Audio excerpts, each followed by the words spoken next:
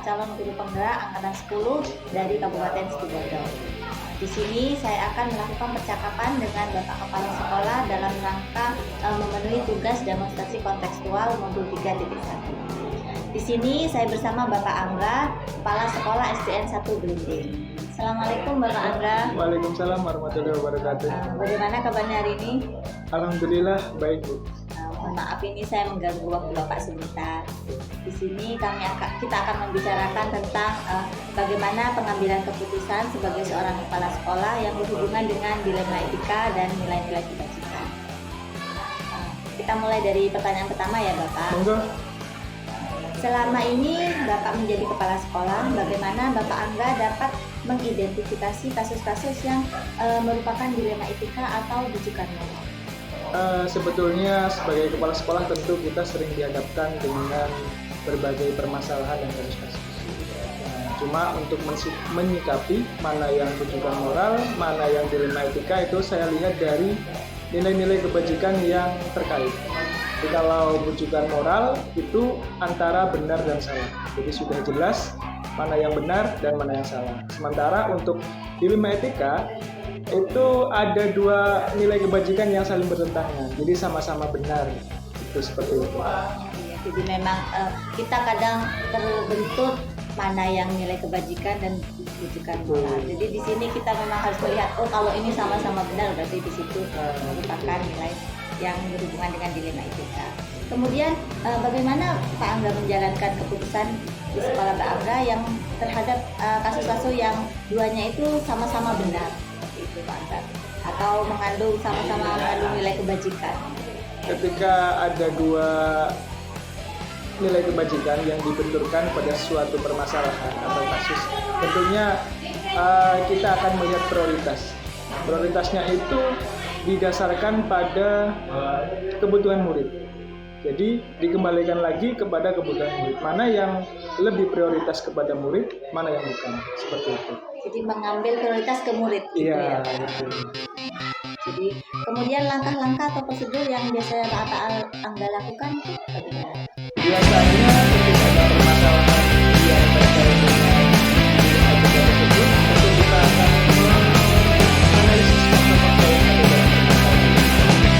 Kemudian setelah itu kita akan mengakomodir kira-kira siapa saja yang terlibat di masalah tersebut. Kemudian kalau memang permasalahan itu berat, maksudnya antara dua kebijakan itu sama-sama kuat, ini akan kolaborasi dengan berbagai pihak melalui musyawarah dan sebagainya untuk menentukan kira-kira mana yang memiliki dampak paling minimal.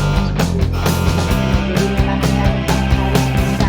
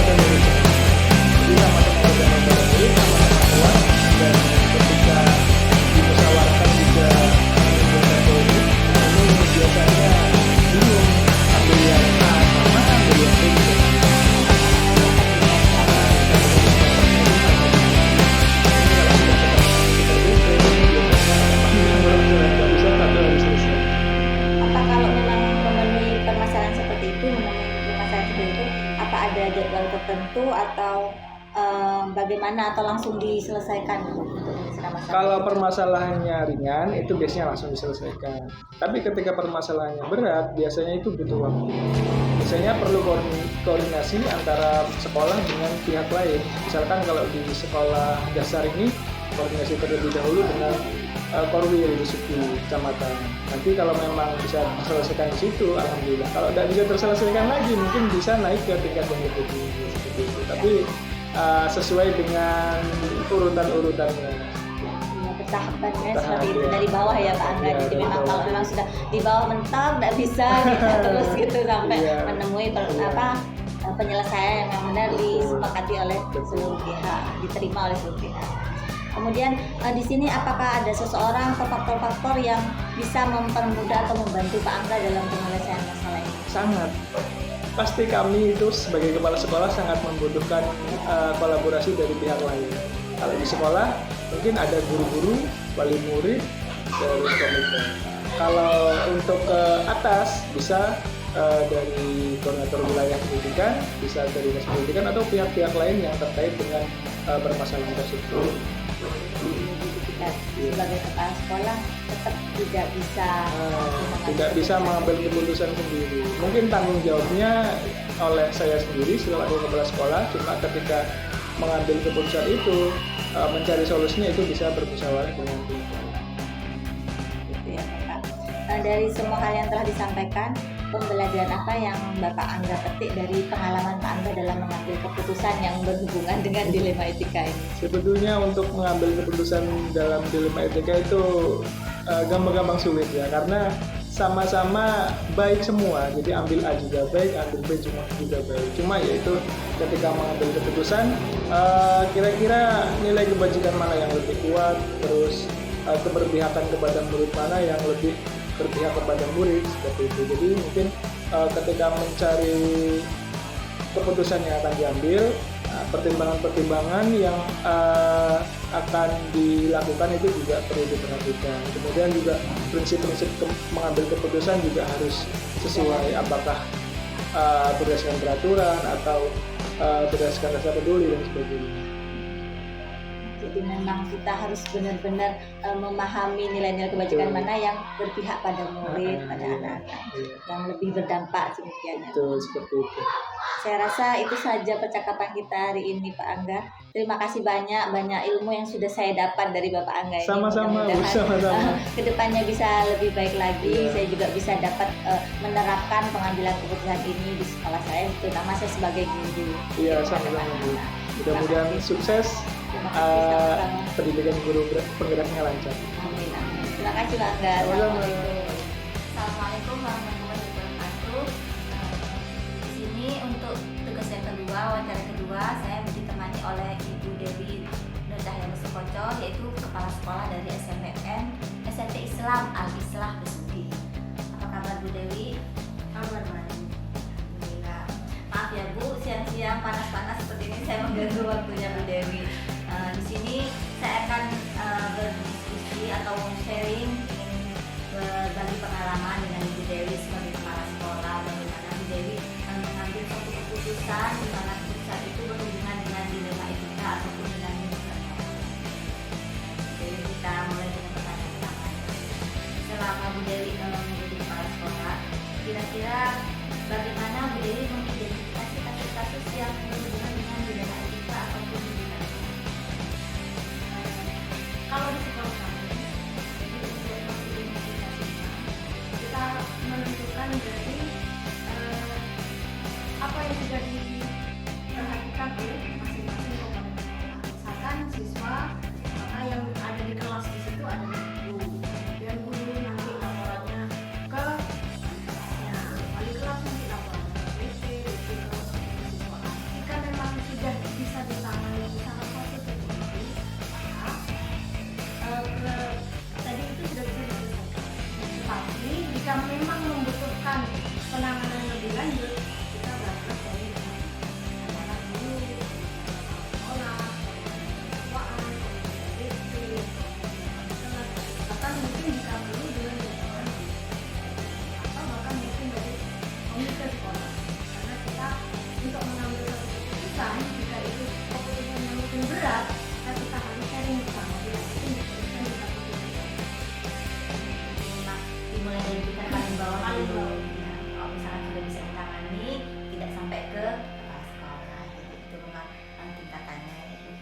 Kemudian bagaimana Bu Dewi menjalankan pengambilan keputusan jika kasus-kasus itu sangat berhubungan dengan dilema etika. Jadi kasus itu sama-sama menganggap benar, sama-sama benar gitu.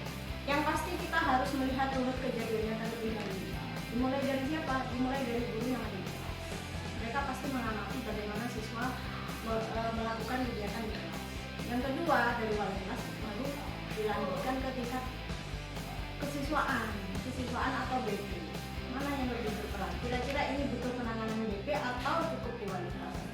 Kalau memang penanganannya cukup di wali kelas, kemudian kita bisa memutuskan bahwa dilema etika tadi itu tidak terlalu prioritas, maka bisa diputuskan di wali. Tapi jika itu sama-sama nanti keputusannya membutuhkan sharing bersama, baru kita sharing bersama.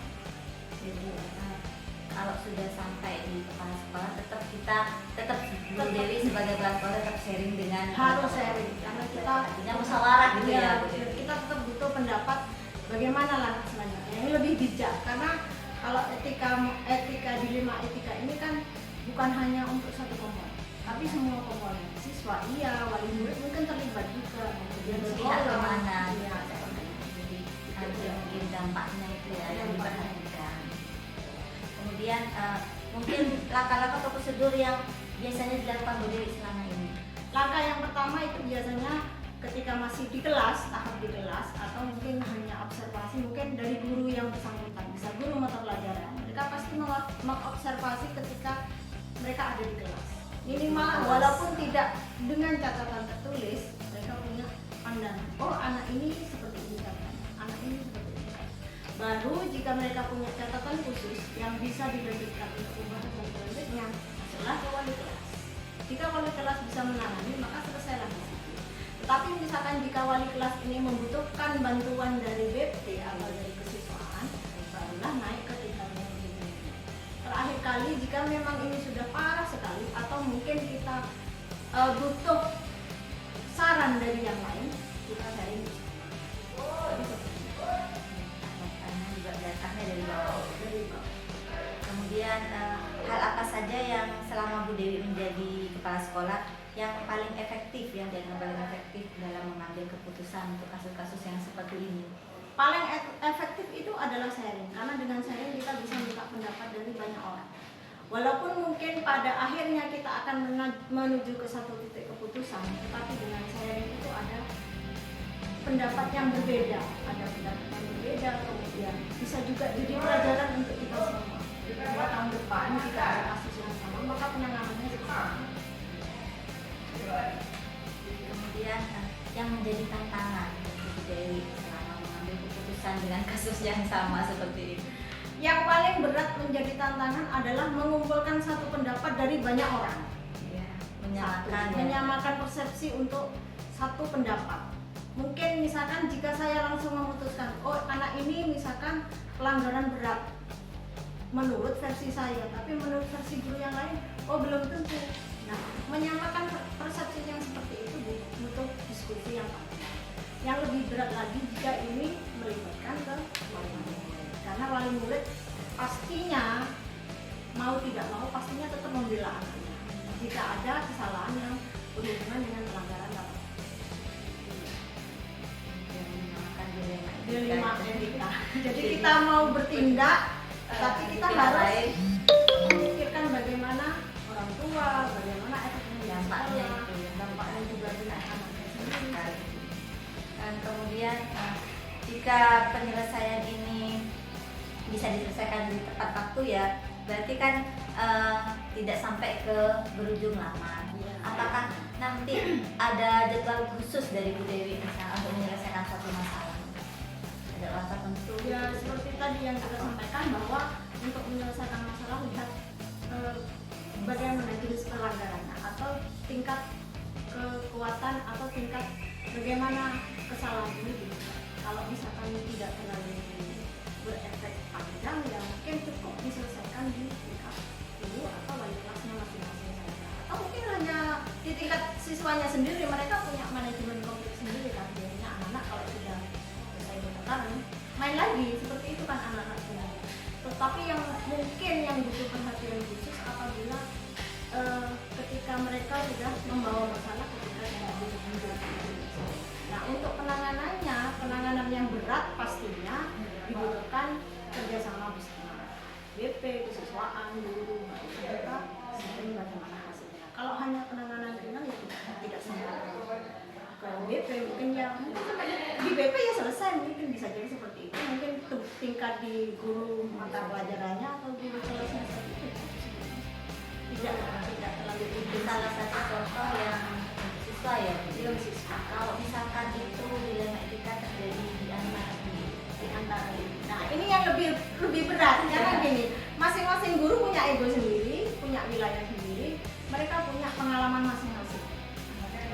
Ketika mereka berkumpul di satu komunitas, itu bisa jadi, oh ini loh saya benar, ini loh saya salah, ini loh saya. Kadang-kadang yang tidak kita pahami adalah bahwa kita perlu mendengarkan saran dari guru yang lain untuk memperbaiki diri kita. Itu yang paling sulit. Yang lebih sulit lagi adalah kita tetap ngotot begini sementara jalan kita salah. Nah sebagai kepala sekolah mungkin yang kita lakukan, yang bisa saya lakukan adalah sharing dengan menunjukkan bahwa perubahan-perubahan sekecil apapun itu penting. Walaupun mungkin kita hanya perubahan sikap anak-anak, contohnya ya tersenyumlah pada anak-anak kalau mengajar seperti itu. Walau mungkin kadang tidak terbiasa tersenyum sama anak-anak, tapi ketika sudah berubah seperti itu memang berat pertama kali. Tapi kita akan melihat efektivitasnya seperti itu. Jadi kalau manajemen konflik antar guru sebenarnya mereka punya manajemen konflik sendiri. Mereka bisa mengatasinya, yang tidak bisa mengatasi mungkin karena egonya masing-masing. Jadi itulah gunanya sharing bersama, duduk bersama, ada rapat evaluasi, kemudian ada diskusi bersama walaupun tidak terjadwal, tapi itu adalah bagian dari menguraikan masalah.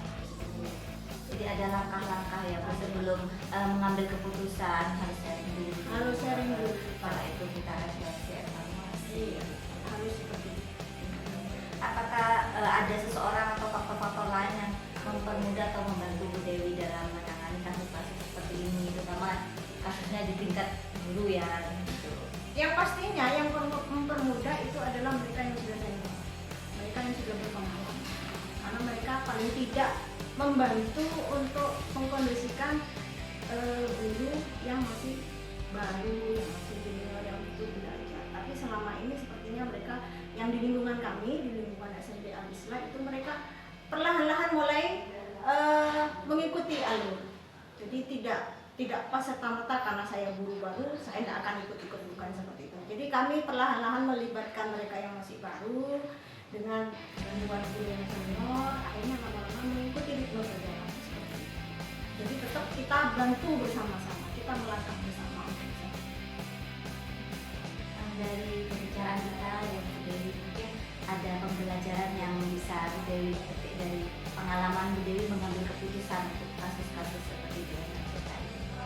Yang pasti adalah pelajaran pertama adalah bahwa kita tetap harus duduk bersama dan komunikasi untuk menentukan bagaimana kita membuat satu keputusan. Walaupun saya pembuat kebijakan paling tinggi, saya bisa memutuskan suatu saat, tapi yang seperti itu keliru. Kenapa? Kalau saya membuat keputusan sendiri, maka teman-teman saya tidak akan melalui proses. Jadi mereka harus punya proses untuk membuat keputusan, menimbang, kemudian mengurai apa yang sudah ada, kemudian hasilnya adalah untuk sebagai pembelajaran. Karena belum tentu pastinya, maksud saya pastinya kalau kita mengatasi masalah hari ini, suatu saat akan datang lagi masalah yang sama. Bedanya kita lebih siap, karena kita sudah pernah melakukan prosesnya bersama. Kalau saya hanya melakukan proses saya sendiri, berarti yang belajar hanya saya. Mereka hanya mengikuti saja. Nah itu ya.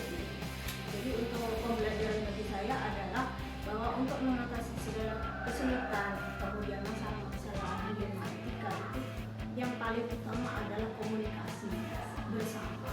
Jadi keputusan itu bukan keputusan kepala sekolah, tapi keputusan bersama. Jadi itu masukan dari sharing dari segala, terutama yang memang memiliki kewenangan. terima kasih banyak Bu Dewi. Ini saya sudah banyak mendapat ilmu baru dari Bu Dewi. Mudah-mudahan nanti bisa saya lebih bisa menerapkan dalam mengambil keputusan kasus-kasus yang dilema etika ini. Terima kasih banyak. Mudah-mudahan nanti kita bisa bertemu lagi. Assalamualaikum warahmatullahi wabarakatuh. Waalaikumsalam warahmatullahi wabarakatuh. Kali ini saya bersama dengan Bapak Eko Siswanto, yaitu Kepala SMP Negeri 1 Bandar Lampung. Assalamualaikum Bapak. Waalaikumsalam warahmatullahi wabarakatuh. Mohon maaf mengganggu waktu istirahat Bapak. Di sini saya ingin berbagi pengalaman. Mungkin dengan Bapak sebagai kepala sekolah bisa membantu memberikan pencerahan ataupun sharing dengan saya mengenai bagaimana Bapak mengambil keputusan, di mana keputusan yang Bapak ambil itu terkait dengan permasalahan yang mengandung dilema itu. Di sini saya akan menanyakan beberapa pertanyaan dengan Bapak Eko. Untuk pertanyaan pertama Bapak, selama Bapak menjadi kepala sekolah, bagaimana Bapak bisa mengidentifikasi kasus-kasus yang berhubungan dengan dilema etika atau bujukan? Terima kasih atas pertanyaannya. Yang pertama, dalam mengidentifikasi masalah yang ada, baik itu berkaitan dengan permasalahan tata tertib, kinerja, termasuk juga berkaitan dengan dimensi moral, maka yang perlu saya ketahui dulu, identifikasi dulu itu adalah masalah-masalah itu apakah penting atau tidak penting untuk diselesaikan. Kemudian yang kedua, kalau masalah itu penting dan berkaitan dengan kinerja dan proses belajar mengajar siswa di sekolah, maka harus kita selesaikan. Yang pertama adalah dengan mencari alternatif penyelesaian.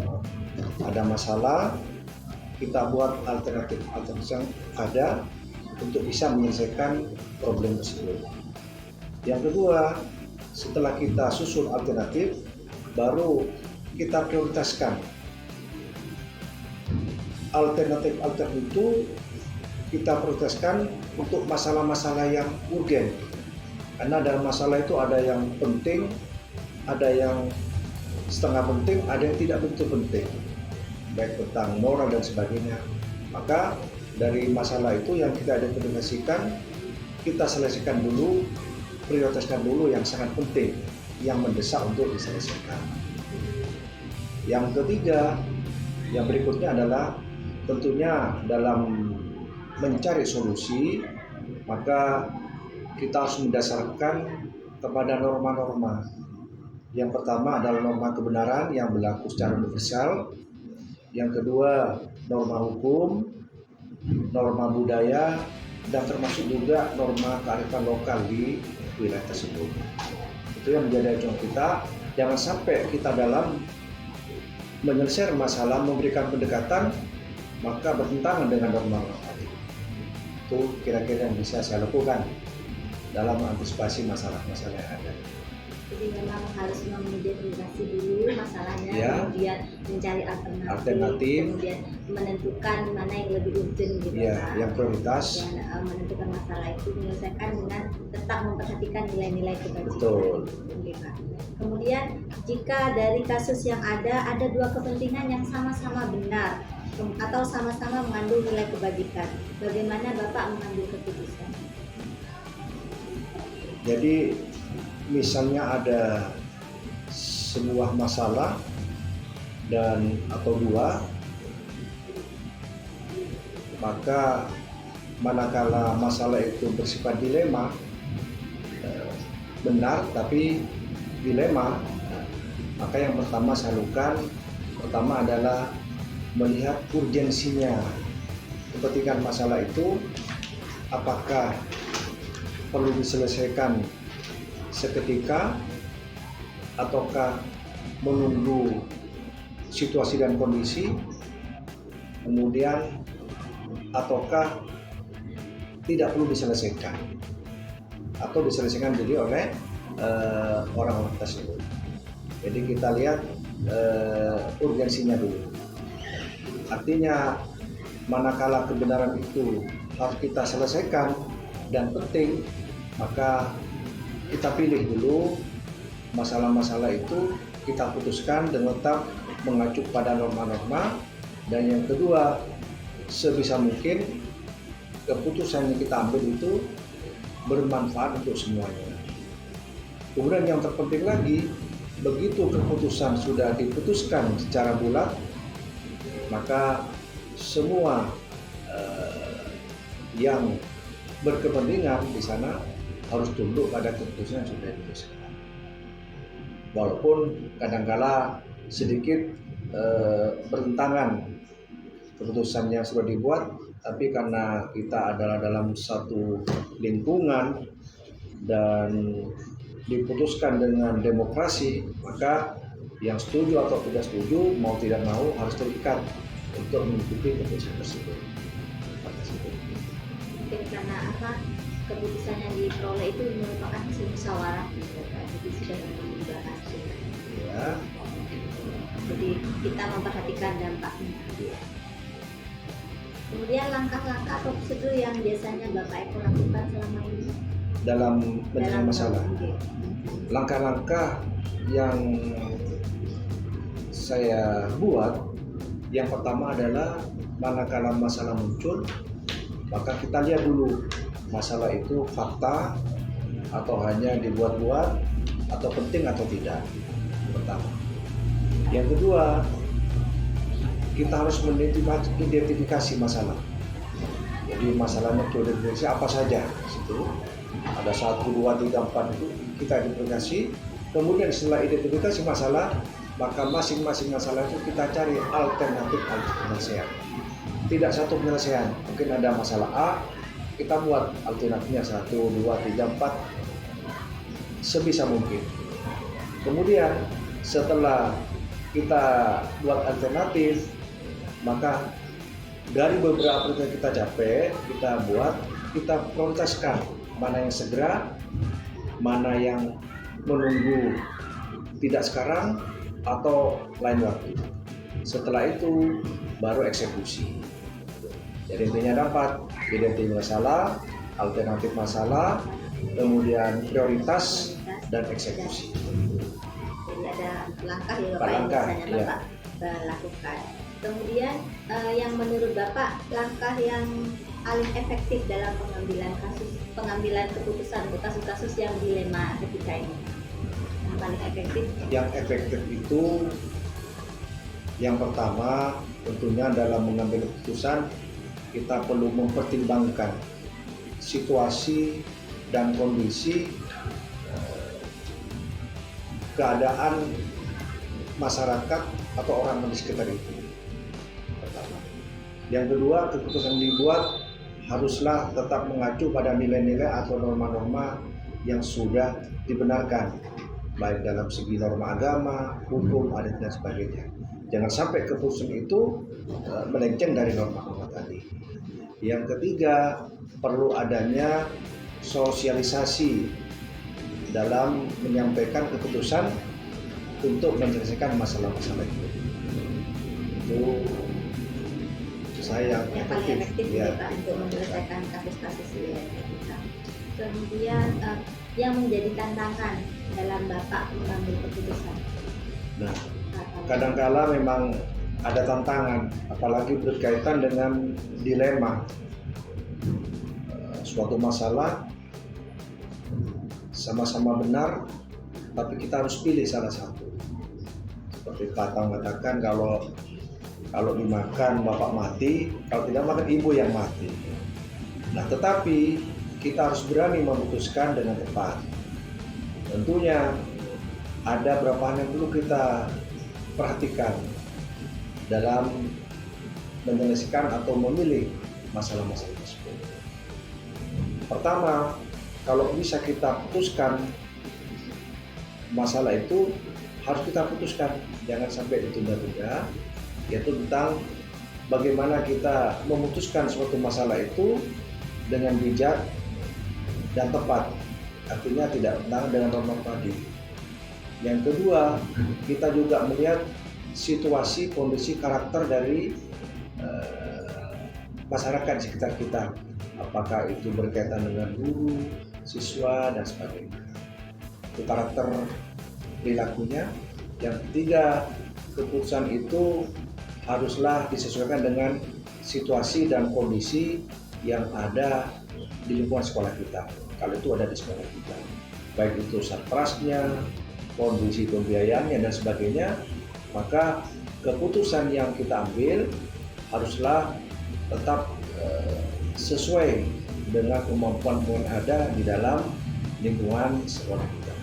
Memang sangat berat ya Pak, tantangannya dalam memutuskan suatu keputusan yang merupakan kasus dilema etika. Apalagi berkaitan dengan dilema, ada dua-duanya benar, tapi harus kita pilih salah satu.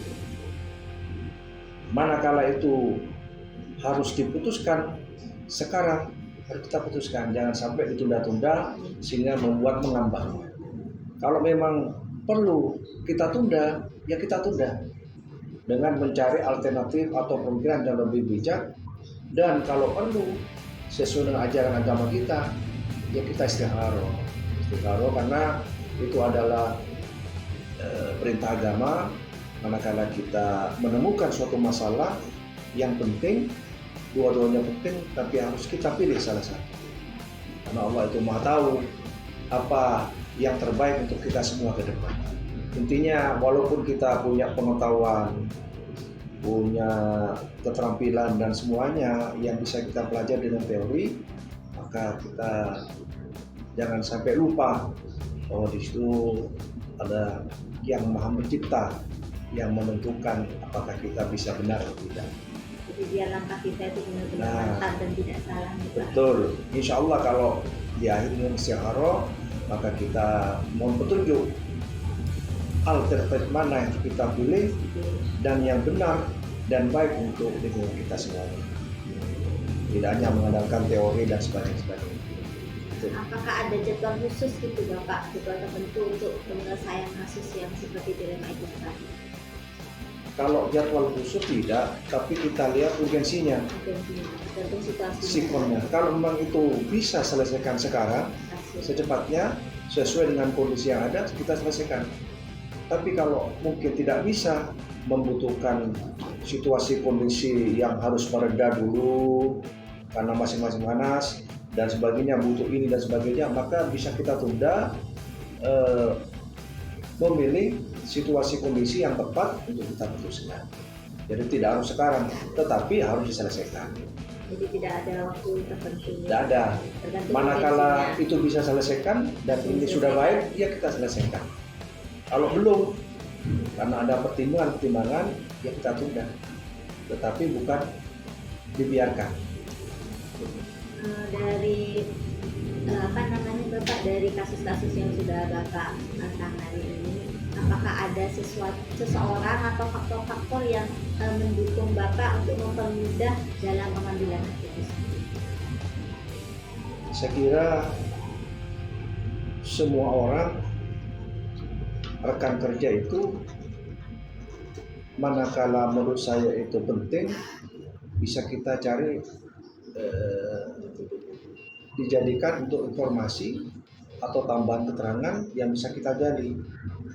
Mungkin bisa dari teman guru yang lain, nanti bahkan dari pelaksana-pelaksana di bawah kita, dari usul dan sebagainya. Manakala itu penting untuk dilakukan, ya kita lakukan dalam rangka untuk mencari solusi penyelesaian masalah itu. Jadi tidak mengandalkan dengan ego dan kemampuan sendiri. Jadi tetap ada kolaborasi. Ada kolaborasi dengan orang-orang yang memang bisa kita ajak untuk menyelesaikan solusi.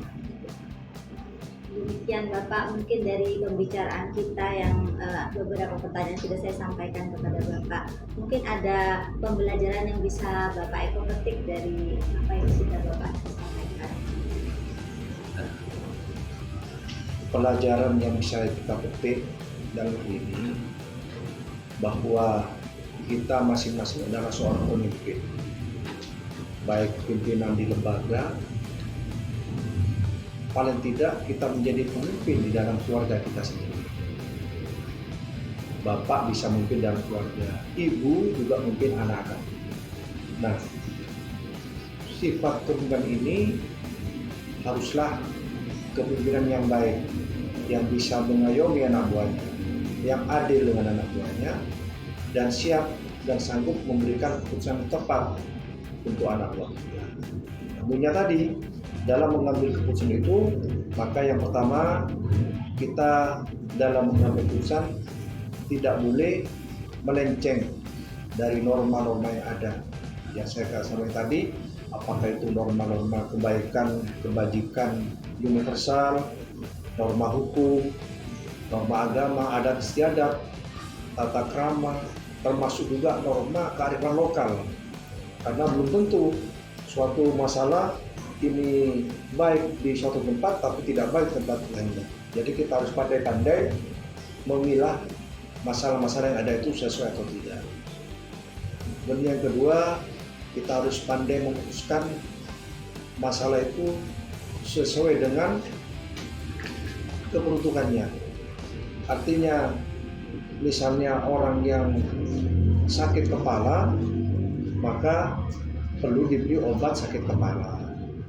Jangan sampai keliru. Jangan dikasih sampai obat, keliru. gitu. Nah, untuk itu adalah ilmu yang harus Bapak Ibu semua dapatkan dalam rangka membuat keputusan-keputusan yang tepat. Dan yang kedua, keputusan yang tepat itu haruslah bermanfaat dan dapat membuat semua komunitas dalam kita bermasyarakat menjadi baik, menjadi rukun dan sukses. Saya kira itu. Terima kasih banyak Bapak atas sharing yang telah Bapak berikan kepada saya pribadi. Mudah-mudahan ilmu yang sudah saya dapat dari Bapak bisa bermanfaat dan bisa saya terapkan nanti, baik saya sebagai guru, mungkin juga nanti sebagai calon pemimpin di masyarakat. Insyaallah, amin, amin. Ya. Terima kasih Bapak, terima kasih waktunya. Assalamualaikum warahmatullahi wabarakatuh. Waalaikumsalam warahmatullahi wabarakatuh.